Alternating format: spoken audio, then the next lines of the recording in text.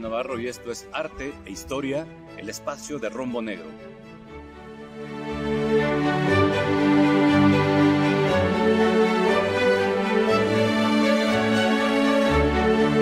¿En dónde está este conjunto de los jaguares? Bueno, vámonos hacia el extremo izquierdo de la fotografía. Allí está. Ahí la flecha nos indica en dónde se encuentra este conjunto de los jaguares, allí muy pegadito, a un costado, ¿sí?, del palacio de Quetzalpopalotl, ¿sí?, un palacio bellísimo en Teotihuacán. Los murales teotihuacanos comenzaron a pintarse más o menos hacia el año 150, 200, ahí empiezan a aparecer los primeros murales. Y se estima que los últimos fueron pintados hacia el 450, 600. ¿Sí? Lo interesante es que fueron, decir cientos de metros cuadrados es poco, pintaron miles de metros cuadrados de murales. Vamos a ver de qué se trata. Aquí tenemos una vista general de este conjunto de los jaguares. Este es el pórtico de entrada en un palacio, ¿sí? Ahí en Teotihuacán ya vimos en donde ahí apenas a un costado de la pirámide de la Luna y de la plaza de la Luna. Este es el pórtico hacia la derecha nuestra. Tendríamos la otra mitad del pórtico que es exactamente igual que esta. En medio de los murales estaría una puerta. Miren cómo siguen ustedes hacia la derecha y a la derecha termina el mural. Allí, si pudiéramos continuar, estaríamos ante la entrada de la habitación, que es muy grande. Entonces, este es un palacio que corresponde a la élite sacerdotal gobernante de Teotihuacán. Pero bueno, vamos a hablar de la parte técnica, aunque por supuesto la iconográfica es riquísima. Vamos entonces a comenzar a desmembrar. Bueno, miren, aquí están mis compadres trabajando en los murales. El de la derecha está empezando a aplicar el yeso, esta capa de yeso sobre la cual se aplican los pigmentos. Miren cómo el de la izquierda, les decía, miren cómo tiene la mano derecha una especie de, ¿cómo decirlo? Como de cuchara de pintor, pero como que es la plana, ¿no? Con la que aplican el yeso, ¿sí? Como lo aplicaron en nuestras casas, ¿no? Miren cómo tiene allí el recipiente de yeso. Lo que ven allí pintado es lo que llamamos tablero, ¿sí? Lo que ven ustedes con rueditas blancas y verdes, eso es la moldura. Entonces, y la parte interna es el tablero, ¿sí? Entonces, tenemos un tablero, el cual está allí destinado a tomar, ¿no?, a guardar los murales. Los teotihuacanos construyeron esta forma arquitectónica del tablero, tanto en exteriores como en interiores, ¿sí? Y esto llevó a que los murales aparezcan, pues, prácticamente, como les decía, pues, por todas partes. Lo que piensa la arqueología es que los teotihuacanos diseñaron su ciudad para ser pintada. Es decir, no es que hayan ideado este modelo de construcción, este aspecto arquitectónico del tablero con moldura, simplemente como para que se vea bonito, sino que lo diseñaron para ser pintado. Es decir, podemos afirmar que los murales teotihuacanos son diseño arquitectónico. Como les decía, el de la izquierda está allí aplanando con su yeso. ¿Cómo se produce este yeso? Bueno, pues tiene que extraer piedra caliza y entonces construyen unas enormes hogueras para quemarla. La piedra se quema más o menos a 800 grados. Entonces, esa piedra, al momento de ser quemada, pues pierde, dice la química, dióxido de carbono. Entonces, esta piedra quemada se transforma en lo que conocemos como cal viva. Una vez quemada, se pulveriza, ¿no?, y se le agrega agua, y entonces le llamamos cal apagada, o es esta especie de yeso, insisto, con el cual cubrieron así y quedaron muy lisas las paredes de nuestras casas, ¿no? Nuestras casas las construyeron de ladrillos y luego le aplicaron un aplanado burdo con mortero y después el acabado fino con el yeso. Bueno, los teotihuacanos hicieron exactamente lo mismo. Los murales teotihuacanos se pintaron al fresco. Por increíble que parezca, fueron pintados al fresco. Eso es uno de los rasgos asombrosos en los murales teotihuacanos. Miren cómo se ve, bueno, ahí con la mano izquierda señala cómo empezaría el mural, ¿no? Con apenas un trazo ahí marcado. Normalmente, al principio, en los tiempos más tempranos, hacia el 200 después de Cristo, la línea del dibujo se marcaba en negro, muy delgadita. Después se vio que, avanzado el tiempo, dejaron de pintar el dibujo con negro y lo sustituyeron por el color rojo, y también en unas líneas muy delgadas. Una vez preparado, una vez construido el edificio y una vez medido el espacio, entonces venía un momento muy importante que se conoce como sinopia. Sinopia es, bueno, vamos a medir el espacio y vamos a encajar el dibujo de los dos jaguares para que los dos jaguares tengan el mismo tamaño, que no se vea uno más grande que el otro, que guarden la misma proporción y que entren en el espacio definido, además de los otros elementos que vamos a incorporar. En el caso de los murales teotihuacanos, es finalmente encajar el dibujo en él, tarea que está haciendo aquí mi compadre, el de la izquierda. Mientras que el otro, el de la derecha, miren cómo está moliendo los minerales muy, muy, muy finitos para luego integrarlos en agua, ¿sí? Suspenderlos en agua, no se disuelven, solamente se suspenden en agua para después aplicarlos sobre el yeso todavía fresco. Esta ilustración además revela algo importante. Miren cómo ambos llevan unas orejeras, parece que llevaran sus audífonos, ¿no? Pero no, son unas orejeras y además llevan un collar. ¿Sí? Esto nos deja ver que los pintores tenían un cierto rango social, ¿no? Estaban por arriba, por supuesto, de esa que ha sido siempre históricamente la clase más baja, ¿no? La de los trabajadores de la tierra. ¿Sí? Entonces, estos, por lo que vemos, tienen un rango social pues un poquito más elevado, que hasta se les permite llevar algunos elementos ornamentales. Parte de la aplicación del color era con la mano, con los dedos, pero también produjeron una especie de pinceles con pelo de animales o también unos tallos de algunas plantas así machucados, digamos, ¿no? Les oprimían, les sacaban el agua y entonces un tallo de una planta así medio seca también servía para que funcionara como pincel. La arquitectura de Teotihuacán fue creada ex profeso para albergar murales. ¿Sí? Fue pensada para ser pintada. Extraordinario.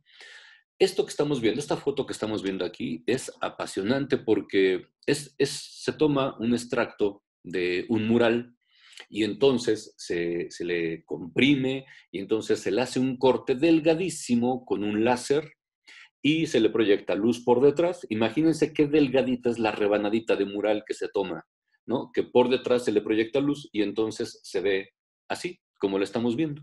Entonces, imagínense que estamos viendo un corte de un mural del espesor de un diurex o algo así, ¿no? ¿Sí? Así de delgadita. Que estamos viendo las capas del mural. Miren, el enlucido, esta parte, ¿sí? Que era blanca y ahora la cubrí de azul, ese es el enlucido, es decir, la capa de yeso fresco sobre la cual se aplican los pigmentos. Aplicaban luego una base de ocre, ¿sí? De color amarillo, ahí está marcada. El espesor promedio, 30 micras. Una micra es una millonésima de metro. Una micra es la milésima de un milímetro. Es nada. Y lo que se ha visto es que en promedio, esa capa ocre que se ponía como base, ¿sí? En promedio mide 30 micras, ¿no? De los extractos de murales que se han tomado muestras. Esta capa de ocre lo que permitía era como que asentar el mural, el yeso, ¿sí? Y entonces los pigmentos, particularmente el rojo, vieron ustedes en el mural, lo vamos a ver más adelante, como el fondo es de color rojo. En la inmensa mayoría, por no decir la totalidad de los murales teotihuacanos, el color del fondo es el color rojo. Hasta le llaman rojo teotihuacano. Esa capa de ocre servía particularmente para que el pigmento rojo no penetrara demasiado en el yeso. Explico por qué. Les decía que el fondo rojo es el característico de los murales teotihuacanos. Pero los teotihuacanos hicieron algo extraordinario. Al aplicar toda esa capa de rojo de fondo, Fíjense que el pigmento rojo llevaba, además del propio color de la hematita, llevaba miles, ¿no? Cientos de miles de pequeñas laminillas muy, muy delgaditas, brillantes, ¿sí? Unas laminitas muy delgaditas, cristalinas, digamos, ¿sí? Y entonces lo que hicieron los teotihuacanos, no sabemos cómo lo descubrieron. Lo que sabemos es que al terminar el mural lo frotaban, como que lo pulían, ¿sí? El bruñido. Entonces tomaban un paño, ¿sí? Producían algodón, por supuesto, ¿no? Entonces tomaban un paño y lo frotaban el mural, de modo que a la hora de frotarlo, esas laminillas cristalinas salían a la superficie y entonces los murales teotihuacanos brillan, el color rojo. Lo demás, el azul, el negro, el verde, el amarillo, esos no brillan, pero el fondo rojo hoy en día brillan los murales teotihuacanos. Una técnica extraordinaria, pero además, fíjense que los murales son espacios muy grandes sobre los cuales se pinta. No se puede pintar de una sola mano todo el mural. Se tiene que ir pintando, ¿no? Por fracciones. Se les llama tareas. Cuando se revisan estos murales al detalle, se alcanzan a ver las pequeñas líneas, muy, muy finas líneas que separan las tareas. Incluso en los murales de Miguel Ángel, cuando se observan al ultradetalle, se alcanzan a notar finísimas líneas que separan una tarea o una jornada de la otra. Cuando se observaron los murales teotihuacanos, no se vieron tareas y entonces dijeron, ah, mira, es que los pintaron al seco. Después se hacen estudios mucho más detallados, más profundos, y se descubre que no. Lo que sucedió es que con el bruñido se atraen hacia la superficie estas laminillas cristalinas que dan brillo. Además, el pigmento de color rojo, la hematita, también se atrae hacia la superficie, con lo cual se satura más el color. Y entonces esas pequeñas líneas que dividen una tarea como la otra quedaron ocultas, dado que las partículas de hematita salen a la superficie igual que las partículas laminares cristalinas. Eso ni a Miguel Ángel, ni a los romanos, ni a ninguno se le ocurrió. Lo hicieron los teotihuacanos. Después de la base de ocre viene la siguiente capa, que es la capa pictórica, ¿no? Y que se tiene por promedio 55 micras de espesor. Allí la marqué en color verde. Obviamente, como ven ustedes, es una capa de color rojo, de pura hematita. Y finalmente, la línea del contorno, que es nada, son apenas 15 micras. Vamos a ver entonces a continuación cuáles son los pigmentos, ¿no? Como les decía hace un momentito.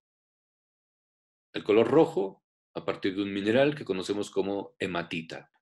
Un tratadista italiano, justamente del Renacimiento, del siglo XVI, de apellido Cennini. No vayan a pensar que era italiano, ¿no? Se apellidaba Cennini.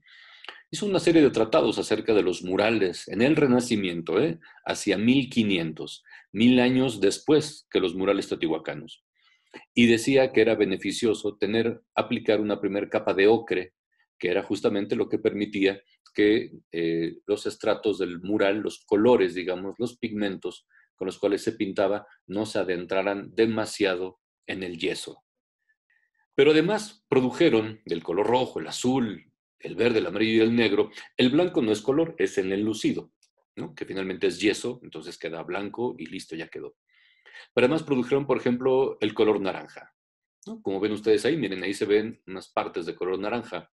¿Cómo hicieron eso? Pues mezclaron hematita con lepidotrocita y ya quedó. Y a la hora de producir un color que se llama, o bueno, los estudiosos lo han llamado azul ultramarino, un azul marino, un azul oscuro. ¿Qué hicieron? Ah, bueno, pues aplicaron una capa de negro y encima una capa de azul.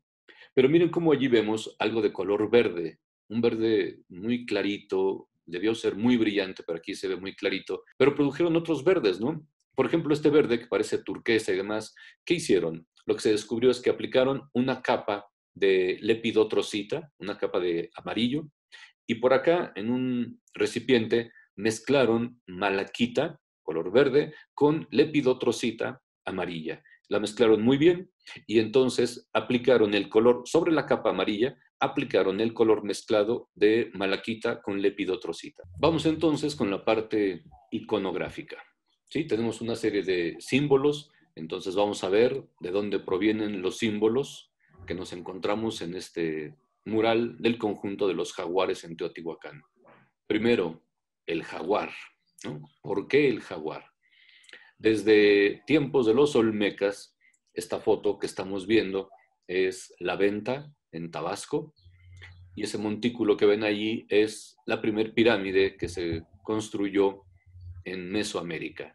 ¿Sí? Se le conoce como Complejo C, y fue una pirámide está hecha de tierra. Es un montón de barro compactado que, como le fue creciendo el pasto y la hierba, pues se protegió y no se erosionó, y ahí está.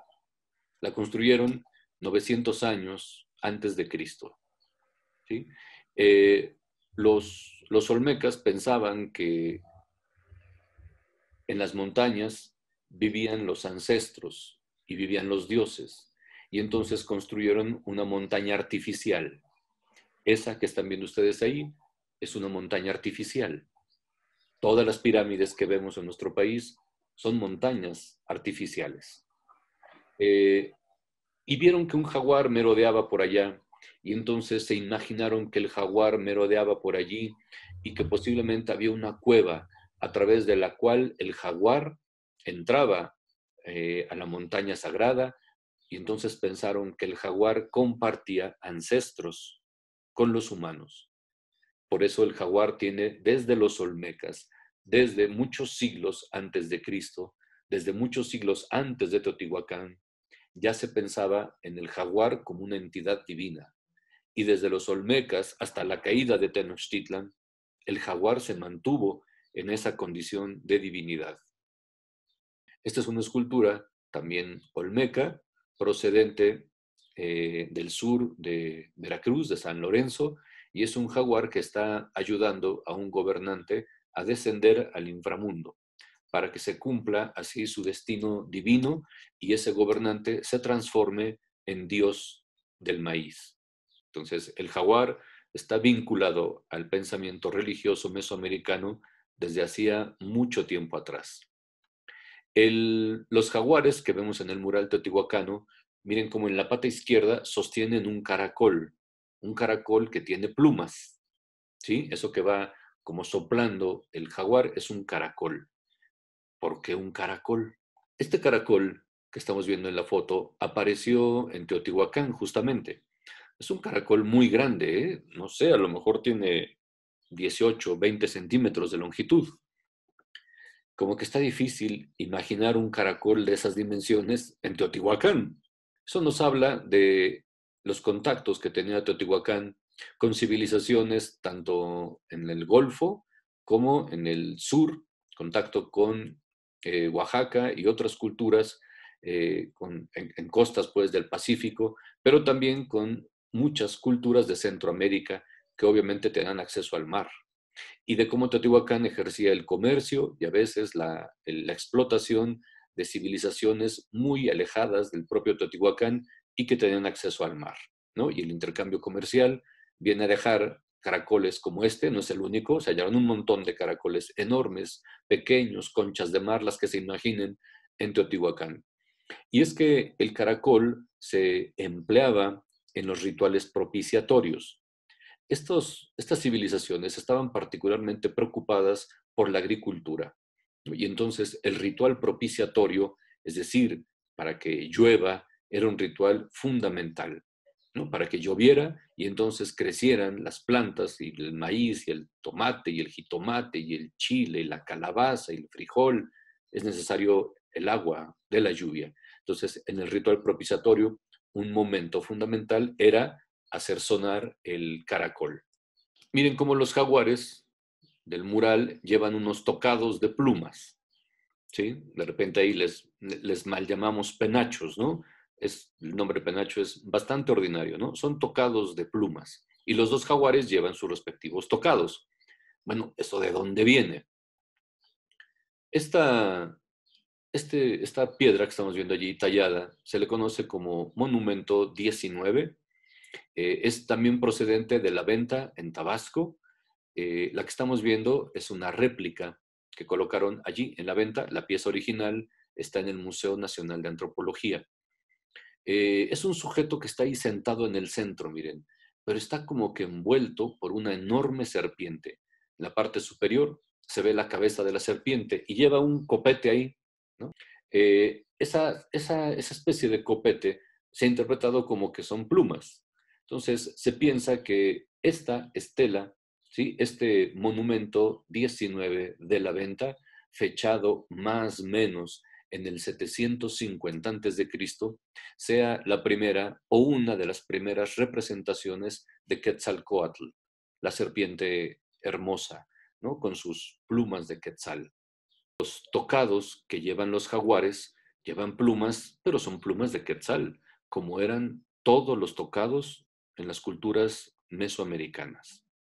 Esta es una pieza de cerámica también teotihuacana, y miren cómo está allí trazada perfectamente la silueta de la serpiente emplumada. Se parece mucho a la del monumento 19 que acabamos de ver. Entonces, esos tocados de plumas, pues derivan de esta intención, ¿no? de representar a la serpiente emplumada. Tlaloc, como sabemos todos, el dios del trueno y de la lluvia.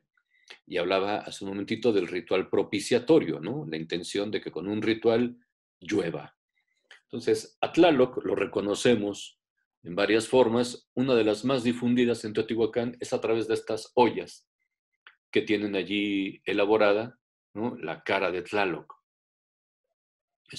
Con esos ojos, la nariz, pero aquí lo más reconocible de Tlaloc son los enormes colmillos que salen de su boca. Los rasgos característicos en la representación de Tlaloc son los colmillos, la lengua bífida, una lengua como de serpiente dividida en dos, y las anteojeras, una especie de anteojos como de los pilotos de avión de hace mucho tiempo, ¿no? Que llevaban unos como gogles enormes, algo así. Ollas como esta, de barro, se hallaron también muchas en Teotihuacán y bueno, sabemos que representa a Tlaloc. Miren qué compleja fue la construcción de la iconografía del mural. Aquí tenemos nuestro mural. Acá tenemos el jaguar. Les decía que miren cómo con la pata izquierda sostiene un caracol, ¿sí? Pero además el jaguar está como soplándole al caracol de tal manera que emite un sonido. Miren, aquí está la vírgula del sonido, una, y aquí está otra vírgula del sonido. ¿Sí? Entonces nos queda claro de que este jaguar fue representado soplando el caracol del ritual propiciatorio. Además, lo emplumaron.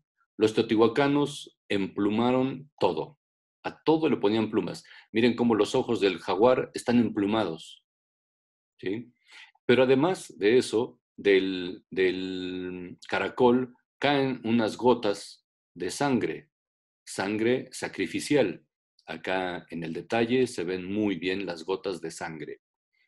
Algo interesante, miren cómo el jaguar lleva una diadema, ¿sí? Con su tocado de plumas.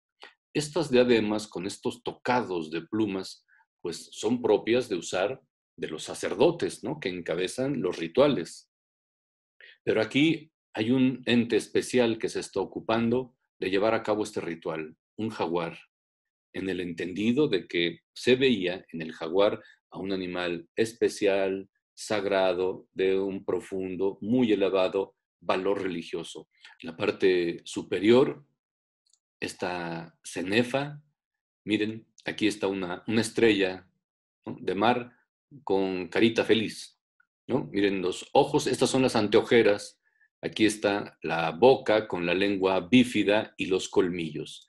Esta estrella, igual que el caracol, es un símbolo que representa a Tlaloc. Si continuamos hacia acá, ¿qué tenemos? Un mascarón, como los mascarones que exhibe la pirámide de las serpientes emplumadas allí en Teotihuacán, que tiene cabezas de serpiente y luego un mascarón de Tlaloc. Y luego cabeza de serpiente emplumada de Quetzalcóatl y un mascarón. Esta es también la representación de Tlaloc, pero en esta versión de mascarón, ¿no? Con los ojos muy, muy grandes. Aquí están los colmillos, ¿sí? Y después del mascarón que tenemos, pues otra vez una estrella con carita feliz.